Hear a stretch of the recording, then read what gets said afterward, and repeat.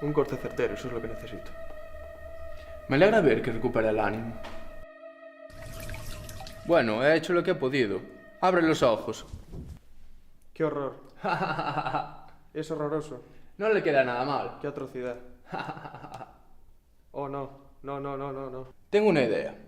Con un chaleco de cuero, una pulsera de clavos y una gorra en plan Village People, ¿verdad? Sí, sí, ya lo sé. Es Freddie Mercury. Es clavadito Freddie Mercury.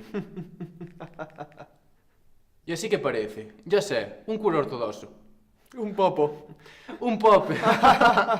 La gorra. Está enfermo. Dries, ¿dónde? ¿Qué hace? Me temo lo peor. No, verá como si está bien. Así parezco mi abuelo. ¿De veras? Philip, no sé qué me pasa con este bigote. Me pone miscita. Voy a afeitarlo de todo. Sí, mejor. Allá vamos. Oh, no, no. Esto no tiene gracia. No, no, no. No puedo. No. Nine. Querrá decir, ¿no? No. No estoy de acuerdo. Philip, mucho enfadado. Philip, mucho enfadado. No pienso convertirme en su juguete particular.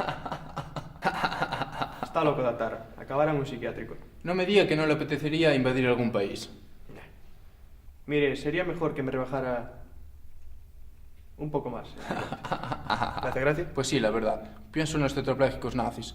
Tenía que costarles hacer el saludo nazi así. Ñau. Bueno, ya se ha divertido bastante por hoy. Afeíteme. Waffle Royce, to start rising.